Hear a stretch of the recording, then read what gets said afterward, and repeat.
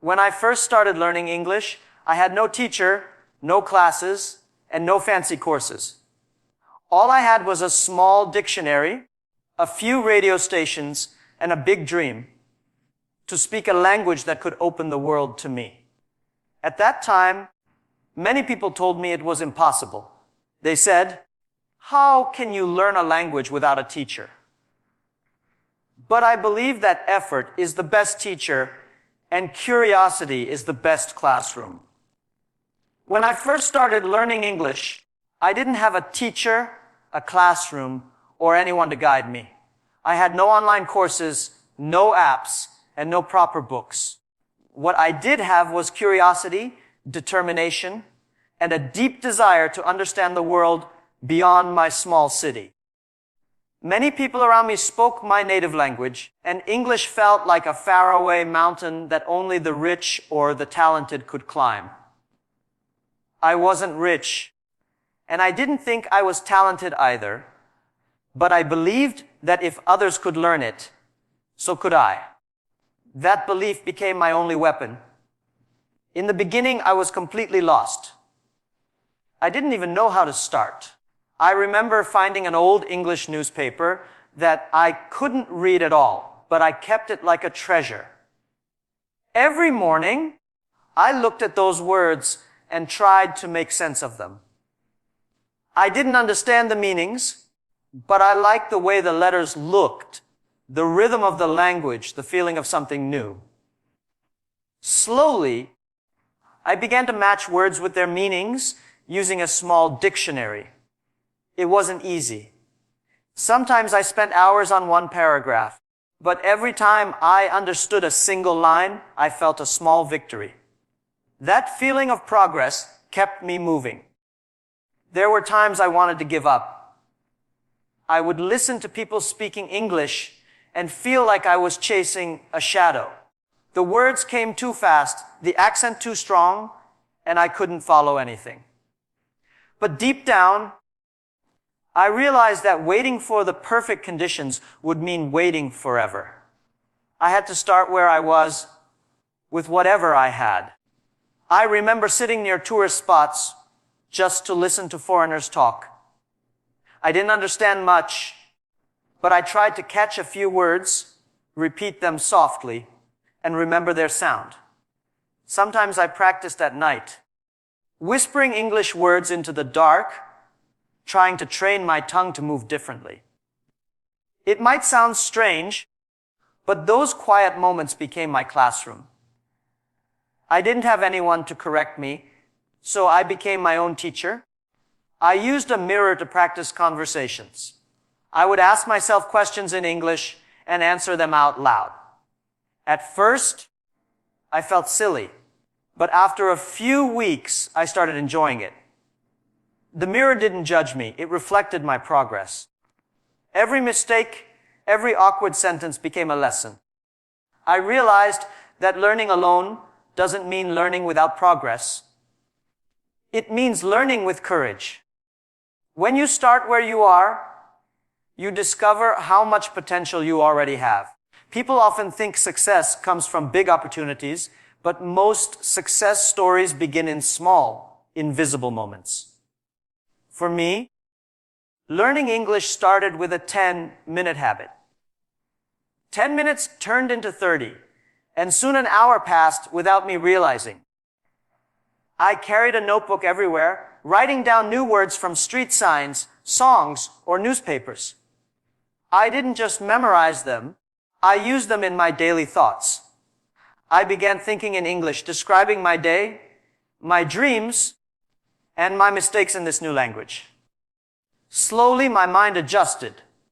What used to feel impossible became natural. There were moments of frustration, times when I doubted myself.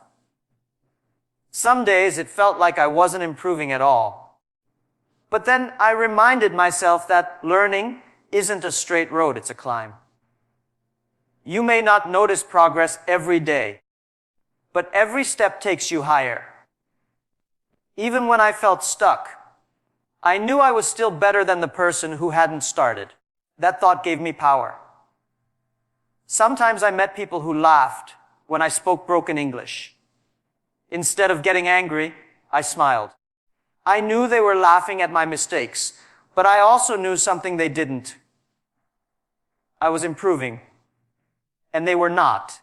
The truth is, when you start where you are and use what you have, the world may not understand you at first.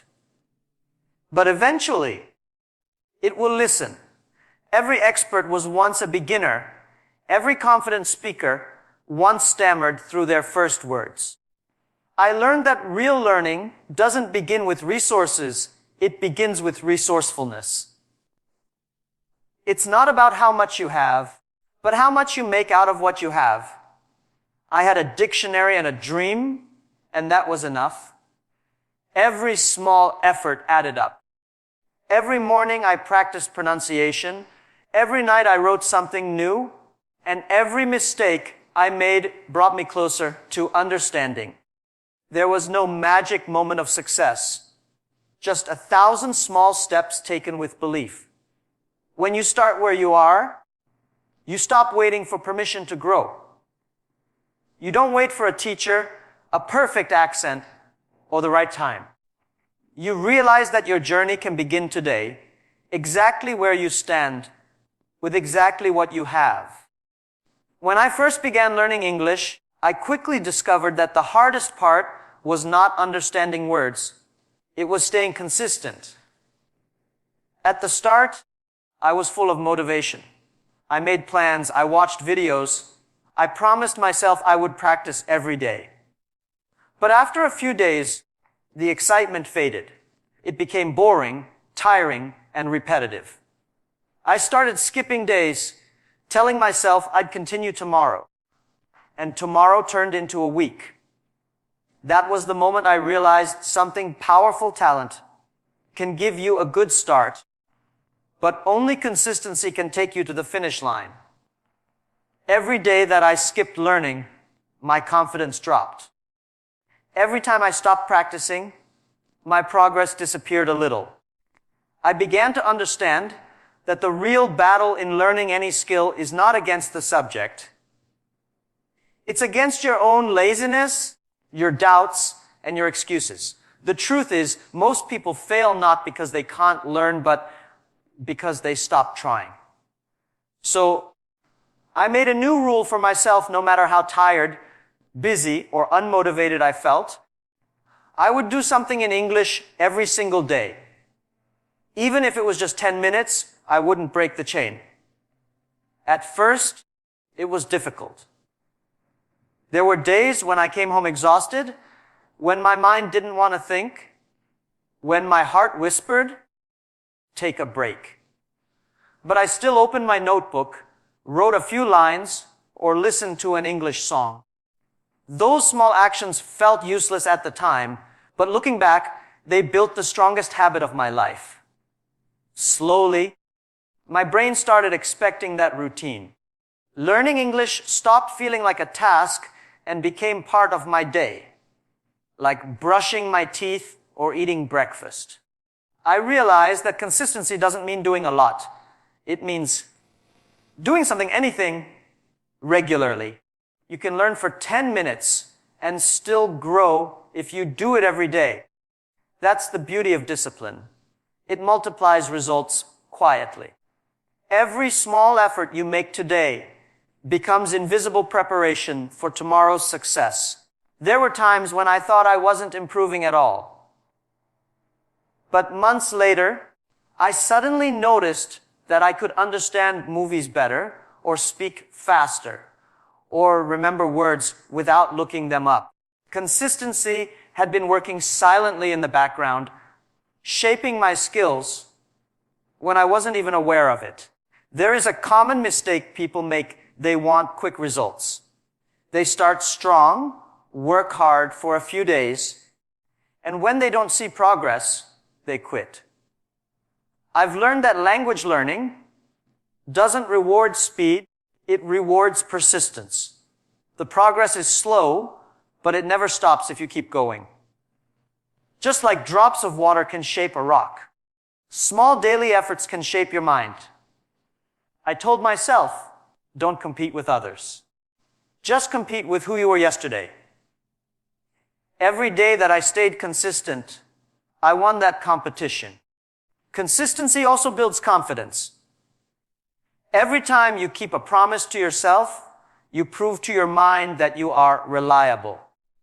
When I forced myself to learn even when I didn't want to, I felt a small victory inside. Those victories built momentum. Momentum is powerful. It makes hard things easier. Once you build it, learning doesn't feel like effort anymore. It becomes natural. That's why I believe consistency is stronger than talent. Talent gives you speed, but consistency gives you direction. There were days when I spoke terrible English. I mispronounced words, forgot grammar, and felt embarrassed. But I still practiced. I didn't wait to feel confident before speaking. I spoke until confidence arrived. That is what consistency does. It doesn't ask for perfection, it builds it slowly. Even when I failed, I didn't stop. I told myself, it's okay to fail today. Just don't fail to show up tomorrow. Over time, that attitude changed everything. The most surprising thing about consistency is that it teaches patience. When you do something daily, you stop expecting instant success. You start enjoying the process instead of rushing to the result. I began to love my daily learning sessions.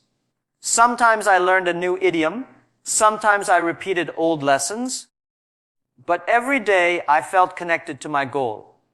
The progress became my reward. People around me started noticing the difference.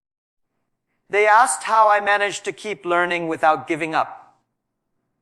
I told them I wasn't smarter than anyone. I was simply more stubborn.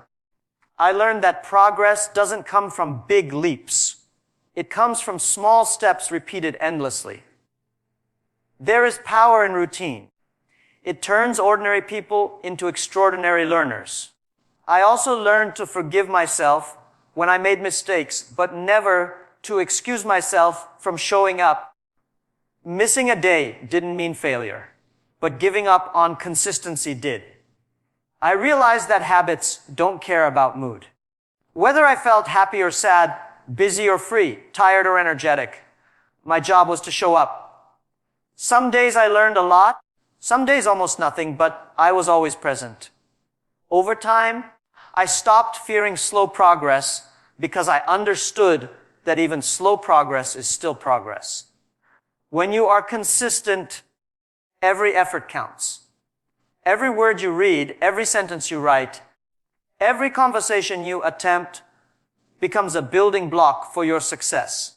The most beautiful part is that you don't see it happening day by day, but one morning you wake up and realize you've become fluent in something that once felt impossible. When I was learning English, I made more mistakes than I can count. I mispronounced simple words, mixed up grammar rules, and forgot phrases right after learning them. Sometimes I tried to speak and ended up embarrassing myself in front of others. There were moments when I wanted to stop speaking altogether because I was afraid of sounding foolish. But over time, I realized something that changed everything for me. Mistakes were not my enemies. They were my best teachers. Every single time I made an error, I was one step closer to understanding. Every wrong word was a lesson disguised as failure. In the beginning, I used to take every mistake personally. I thought they showed how bad I was at learning, how far I still had to go. But the truth is, mistakes are proof that you are trying. They are the footprints of progress. If you never make mistakes, it means you're not challenging yourself enough. I started noticing that every successful learner I admired once spoke broken English too. They weren't born fluent. They became fluent through trial and error. That realization gave me strength. It taught me to stop hiding from my imperfections and start learning from them. There was a time when I joined an online group to practice English. During my